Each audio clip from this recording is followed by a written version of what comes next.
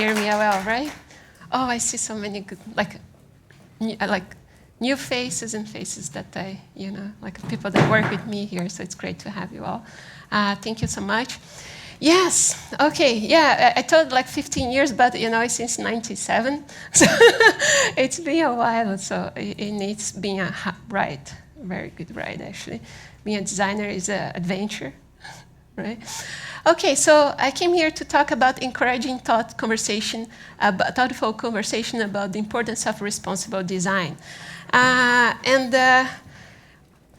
by the end of this talk, I want you to ask yourself three things. Like, did you learn something about what I said new that you'd like to even go further and learn more? Do you feel empowered and advocate for more diverse collaboration? For yourself, do I understand what it takes to configure, involve, and engage diverse collaboration? Those are like three things I wanted you to remember at the end. Okay, yeah, and I couldn't start, with like a quote from myself. So actually, borrowing one from a colleague, Mike Monteiro, and he is a co-founder of design and design director of Muse Design, and he's author of the book Ruined by Design. And what he said, like, working ethically is a skill, and it's a skill that needs to be taught and then developed. It's not easy to tell a CEO of a Fortune 500 company that the product they just ask you to design is harmful. It takes more than guts. It takes knowing what questions to ask. It takes knowing how to test the effects of a product. It takes knowing how to build a good argument. And it takes seeing yourself as an equal stakeholder in the product. It takes seeing yourself as a gatekeeper. And frankly, it takes some designers who have come from backgrounds and experienced that we were harmed by the products of Fortune 500 company. It takes a lot. And I think all of us can share a little bit of these feelings, right? And I think this actually describes very much why I kind of deep dive into these kind of conversations with my colleagues and sometimes with my students, sometimes, in conference like this one. And I wanted to start with a few definitions here and just to kind of try to align ourselves what I mean by responsibility. So responsibility is the duty of care where value is attributed to all actants in a considered systems. It's mediated through experience attachments, identified beliefs, and various roles at play. And sustainability, meeting our needs without compromising the ability of future generations to meet theirs. Sustainability is not just environmentalism or long-term profitability. Yeah, and you're going to see a lot of these kind of definitions out there. But I like a lot these definitions, and I think when we are designing for this, we are bringing the tools that help us to achieve that. So kind of in summary, what is actually designing for this kind of sustainable, responsible solutions. And during 2021 and 2022, and actually I didn't say, but I'm doing a PhD at Aalto as well, and I have been trying to get it. My topic changed for a little bit because when I started it was in 2016, and I was looking at better ways of collaborating, but looking from the technological point of view. So not many of us were aware of all the existing technologies, and it was very hard actually to get people involved and understand and actually bringing very good solutions with technology. So coming back, I was living in Vancouver for a while. I couldn't do much work from there on my studies because it was not the time that you could do everything remote, so it was not easy to continue. So I took a break, and then I came back in 2020, and then I started looking at okay, we're still on the top of responsible in kind of collaboration, what we can do next. So we are by collecting a lot of trying to understand collaboration and searching within diverse design methodologies. And I took this kind of perspective of where we are going, right, with the collaboration. But I also wanted to understand like the kind of implications, what kind of considerations we should have while designing. So I put these 5 main categories here on the methodologies that were, what were they saying about human or nature or technology, governance, and collaboration, and in which dimension of design they were talking about. And this is like one of the results is actually, yeah, it's there. So that we actually we didn't stop anything. We're just kind of building on top, right? We're actually learning and expanding our knowledge, and we shouldn't exclude what we learn. We actually just kind of bringing new blocks, new things to the conversation.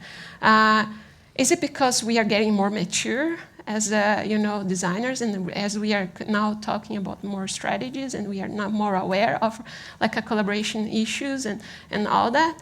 Yeah, it might be, and I think this is what I have heard, right? It's not something that I invented, it's something that I have researched. So basically we come from building chairs and kind of making it very like nice to see it, and we all that already from like designing interactions, better ways of kind of interacting with objects and interfaces, and then we go through experiences like on the user usage kind of, and then we look a little bit broader on kind of harmonization and things like circularity and how we can be more sustainable within our industry. But then it's not enough, right? We are going towards regeneration, reconciliation, and a lot of things that we didn't do in first place because we're very blinded by, how contextual our things were. So we actually brought it in. I think that's great. It feels good. It feels complex, right? It's not that simple.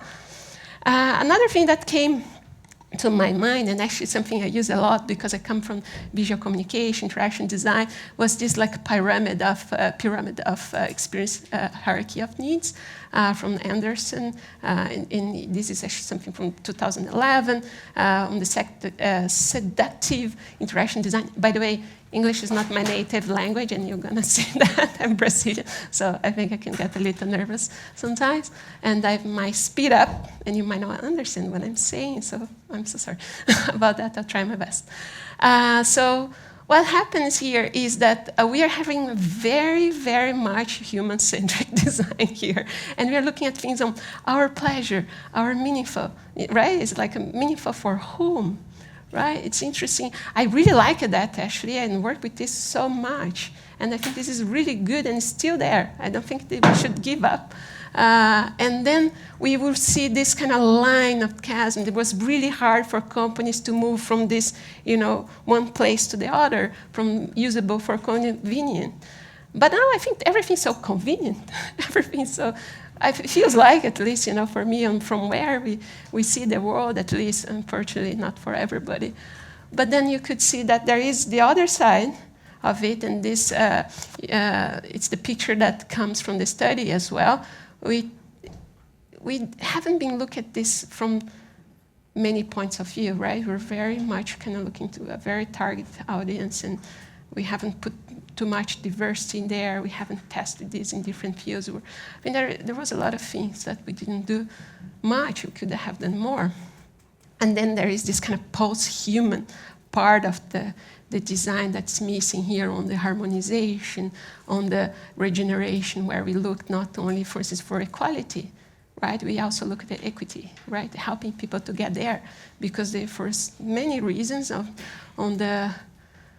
Well, we don't live in such a pretty society, right? And then it was hard for them to kind of get access to many things. So equity is also very important. So just kind of mention a few things here. So recognizing the system of oppression is super important. And thinking and acting beyond human centricity is also important.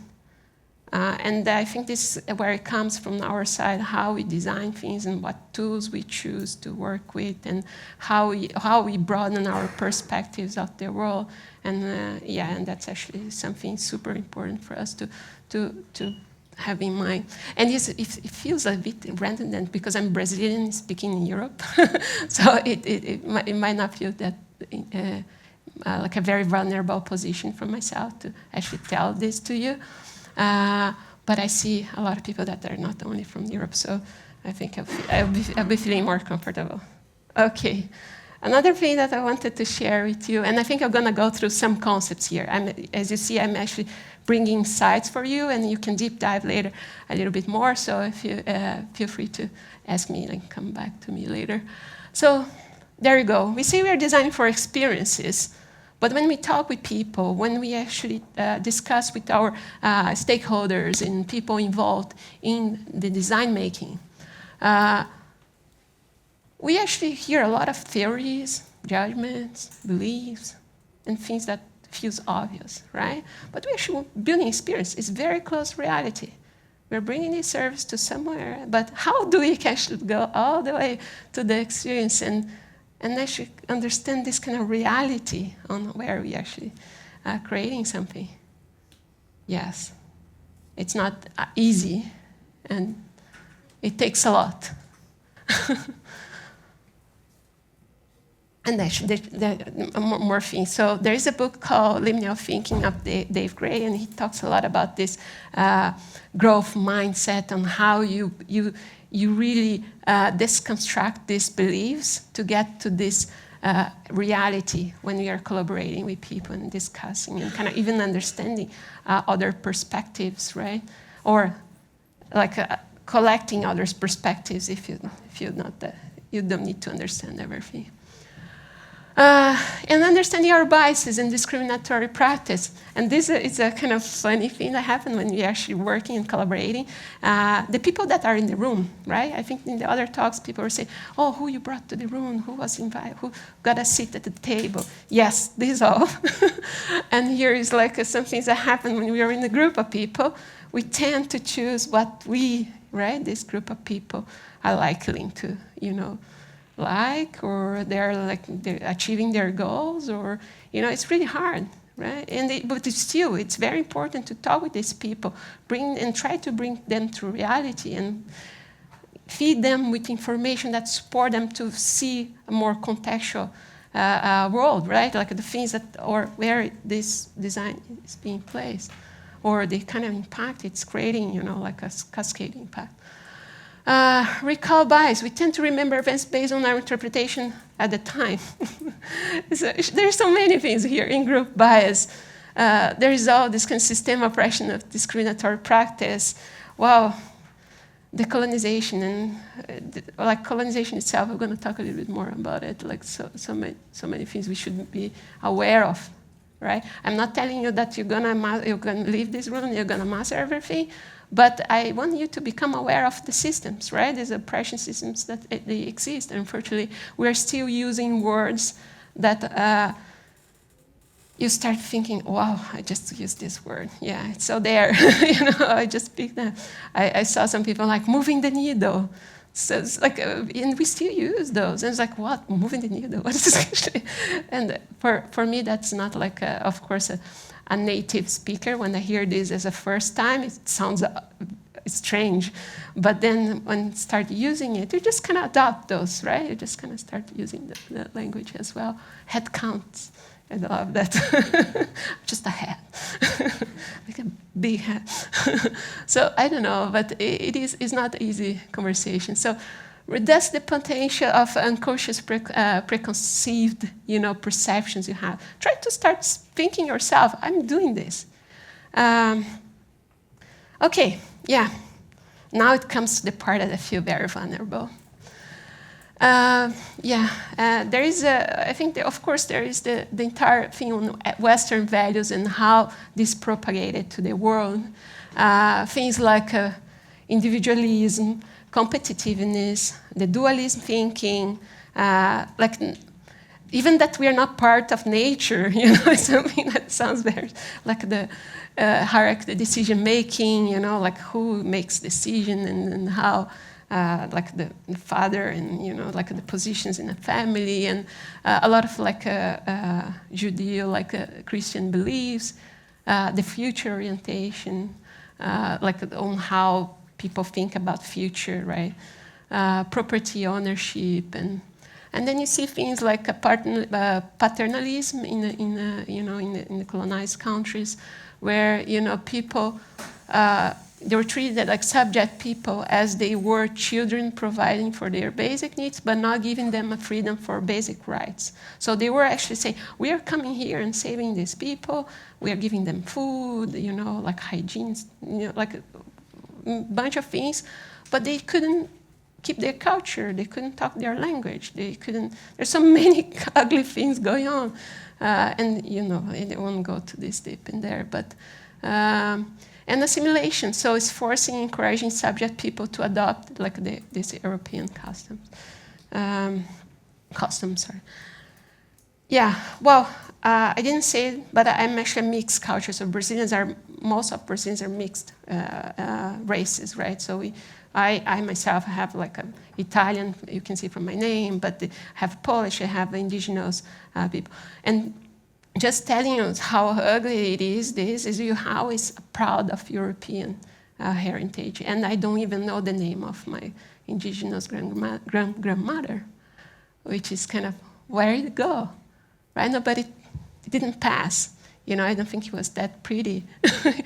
It's very interesting, and it kind of hurts when I tell you that. Okay, so, and you can see from my features, that I have something there, and I now feel more proud of it, because there's an entire movement of kind of, getting this kind of roots and kind of understanding yourself, your identities, and I think this is a very important thing. Okay, a little bit more about Eurocentrism, which is like when we talk about the worldview of implicity or explicity, emphasize European generally like with Western, right? So just so you understand. So history and values of like what it means normal, or model of the expense of like this was actually built on the expense of other cultures, right? What is actually normal, right? How it is to be a normal. When we say the new normal, so we're kind of trying to get rid of this normal, but we're going to this other.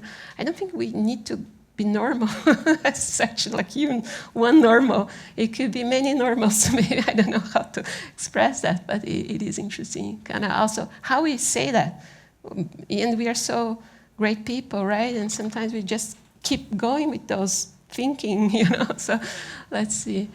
Okay. Well, okay, yeah, I think that's good enough for this one. A little bit about the binary way of thinking, and this is actually something that it's a very interesting. And then when we say something black and white, or this is like a savage, or this is like a progress, or there are like a lot of things that we say, or is it, or isn't, right? And the world is not like that. We know that, we see it. Right, but we tend to kind of keep and kind of constructing things in this way. And we always say that there is something less developed than the other, but our concept of what is actually something that is developed is also based on progress, technological progress. So what it kind of, now that I understand a little bit more of this, and of course I'm learning still a lot, I still don't have the words. I still, within discussions with my friends, and it's interesting how we place those things and how we, when we are building a conversation about sustainable, where we're like building something which is kind of with sustainability in responsible mindset, we're still struggling to understand what is inclusivity, right? What it means, participation. So there you go. And what is good and bad? Right? We try to judge, but like a lot. Okay, so something that is taken for granted, right? Western concepts are the modernity. What we mean by modernity is a Western kind of concept. Progress, what defines progress is also kind of the way we think progress. It is progress, and it's also based on universal story, because a lot of the books we have and a lot of the authors, they come from Western world, and we were taught this is how things happen. And of course, there's not much documented in the way we document things. It's actually passed through families. And I think this knowledge didn't go global, right? Didn't go, perpetuated as, the Western D. So of course now you see a lot of people trying to rescue, using the tools they have nowadays to rescue the stories, reconcile with this colonized, people and countries and regions and in tribes and so on. Yeah, and probably you have heard about the white savior. Yeah, so there you go. This is a sarcastic picture of the white savior. We always think we are solving a problem. Just a thought. Design thinking is about solving problems. Oh, sorry guys if you're listening. And this will be recorded, so but I like design thinking, don't get me wrong. It's just like we need to put the next block and kind of move with that and bring the more good conversations like that to the table. Okay, decolonization. Yes, and you can see a lot of color, people of color. And being honest, I'm super white. I did not even have the color, that color there. We shouldn't care. I think the color is not, but we care. We should care, but we shouldn't care. You know what I mean, right? So we are all people, and we have we're talking about creativity, right? You find creativity in everywhere. As far you bring people, give them tools. We are there for listening and work with them, right? Less judgment. And there's different perspectives, right? So, and those they also perpetuate, and they become those theories, right? Those beliefs and things that are obvious that we don't want to keep it. Okay, we are going towards a world of pluriverse, hopefully not this kind of polarized. I think let's try to leave that one. And then actually this is some things that this kind of conversation we had with some teachers at Alto, with my colleague Eva Dural. We had a workshop with them, trying to understand how we could create more a pluriverse, kind of more enriched, inclusivity culture, curriculum. And I think it was very great conversation we had with a few teachers and things like the pluriverse and how we can live within different modes in the same world. It's a topic we discuss. Things like empathy, authority. We talked a lot about empathy, how we need to be empathizing with our people, customers, colleagues, but we don't talk about authority. There are things we can't. You're in the same context. You are in the song. So I'm Brazilian, cannot hear songs. So it gets distracted. So basically, authority is something, and you probably heard about the term. It's just we don't maybe use into this same context, because not necessarily you are able to feel the same thing as other people feel, because you don't have the same experience they have, in life, in the context. So even if you go there and try for a few times, just for the kind of trying to empathize with the process, it's not that easy. And you don't need to feel guilt. But what you should do is bring someone from this context to this conversation. That's for sure. Bring the voice that you want to hear into the process, right? This is something how you lead with authority, right? You don't need to empathize with everything. It's too much. It's more complex than we think, or we know, and we try to avoid it. Okay, intersectionality, understanding your identities. We have many. I have 3 kids. I'm mom. I'm Brazilian. I work at Zurich. I have friends. I actually live in Helsinki, work remote. There's so many bubbles I could fit in just by the words I'm telling you. Think about your identities and the kind of groups you kind of engage with. Usually are similar people than you. Right? We are here, all service designers in the comprehensive service. I think there is a lot of in common we have in this group. The willingness to come to this talk and have this kind of conversation. So, yes, and it's not always like that. When you go and work with your stakeholders, if you're working in an industry that is very complex, you have to bring people from marketing, from IT, from everywhere, from other unities. Yeah. they're not exactly like you. They don't think like you. They have their own context. You need to build relevance. You need to get to understand like what are they looking for, what are they interested in these things you're doing, and how you can better do it together.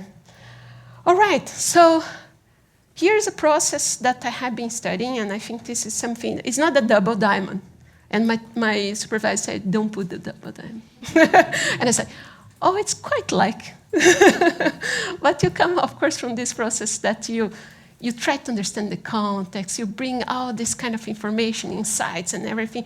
Of course, in this one, you need to be more holistic as possible and try to understand, from many perspectives.